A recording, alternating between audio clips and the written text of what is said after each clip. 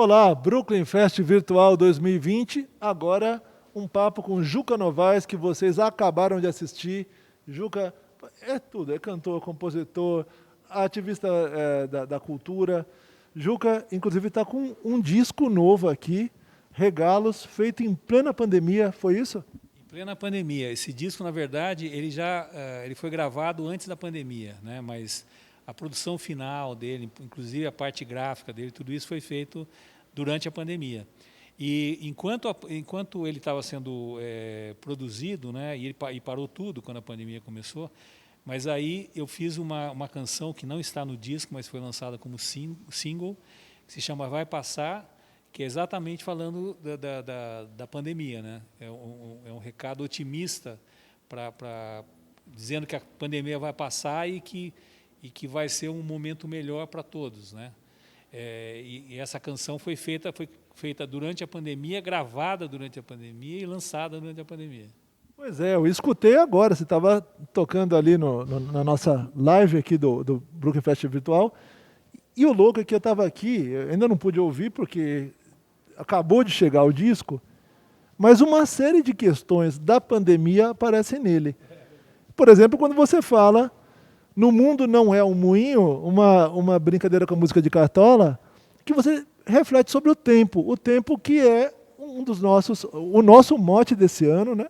E a reflexão da pandemia, o que é o tempo.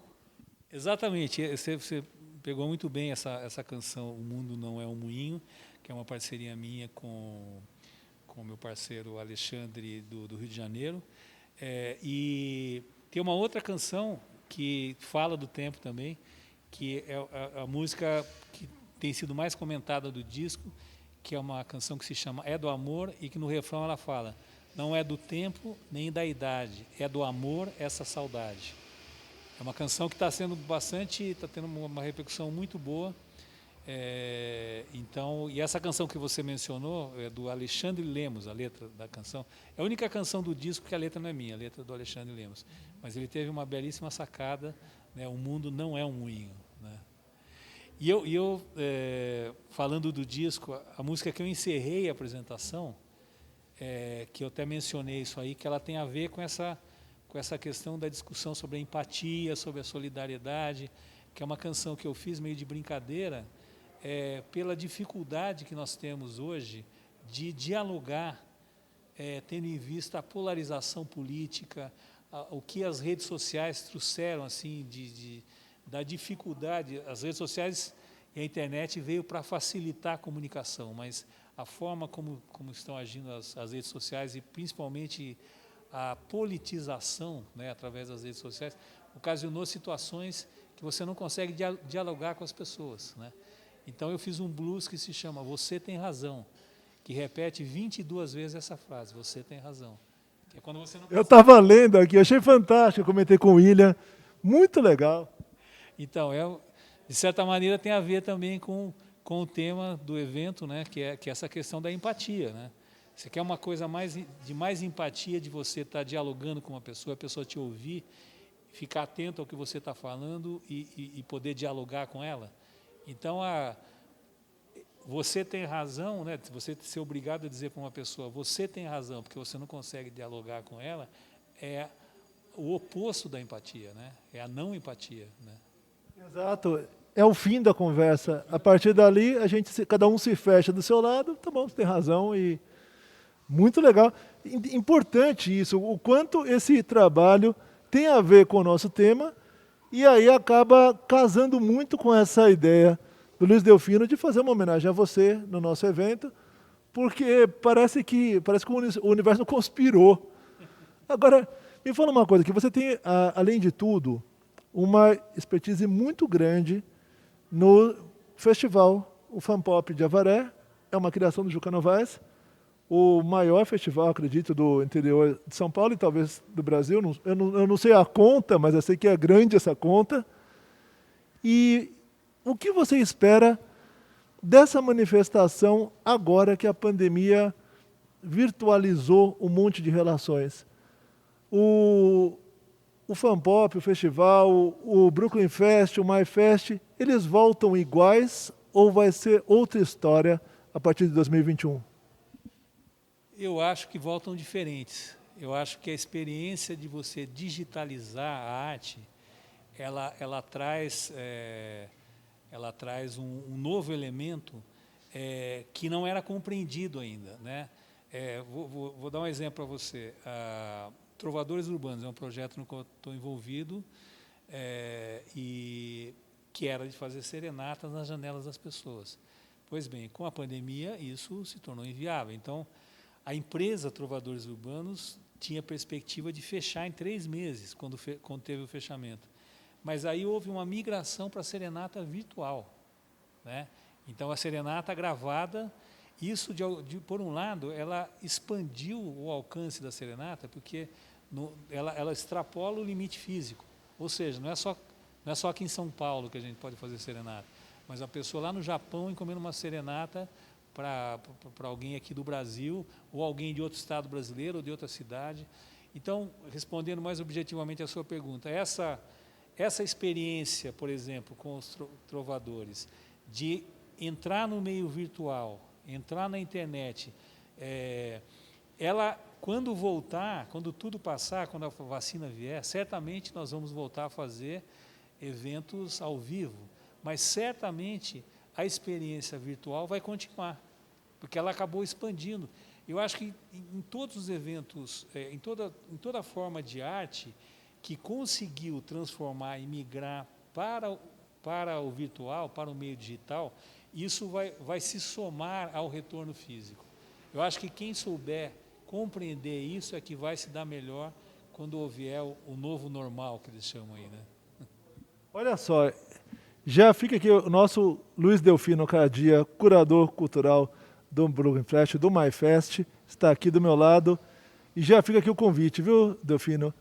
Eu acho que a cidadania virtual, essa cidadania que agora soma a rua à rede, vai ser um tema para breve desses eventos, porque mudou tudo. Eu não sei se para melhor ou para pior, realmente eu não tenho esse dom, gostaria que para melhor. Mas, e ainda só para encerrar, Juca, já está aqui passando o nosso tempo, e eu estou com uma pergunta para te fazer desde o disco anterior. Você tem um caminho muito marcado pelos grupos. Veio de uma família de músicos, depois de grupos de músicos, de trabalhos em parceria, e só mais tarde chegou no trabalho individual. É um sentido coletivo da tua arte? Como foi esse caminho? Ou foi ao acaso? Como você vê isso? Eu acho que foi um acaso. Foi a maneira como eu fui construindo a minha carreira. Ela começou como um grupo, talvez no momento em que, isso muito antes ainda dos trovadores urbanos, isso quando eu era um adolescente universitário, porque eu ainda não era suficientemente seguro para me apresentar como artista solo, né? Depois veio a oportunidade de trabalhar com o Eduardo Santana, que foi meu parceiro nos 3 primeiros discos autorais, né?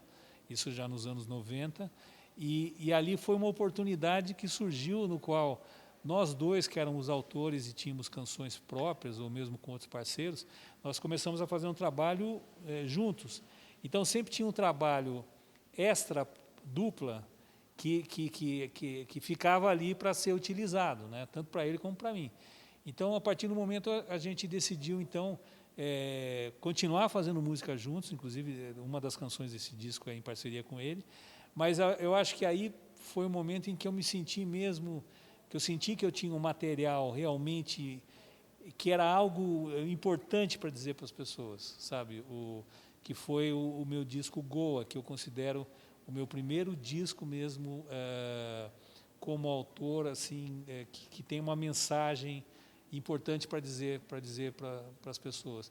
E a partir daí, então, que eu segui com a carreira solo e também paralelamente com a questão dos trovadores urbanos. Eu tenho mesmo uma coisa gregária, assim, uma coisa de trabalhar em grupo, e você falou muito bem a questão da família, porque os trovadores também têm a ver com minha família, né? A minha irmã, que é minha parceira na criação disso tudo, a idealização foi dela, mas eu desde o início estive junto com ela fazendo tudo e ajudando a criar.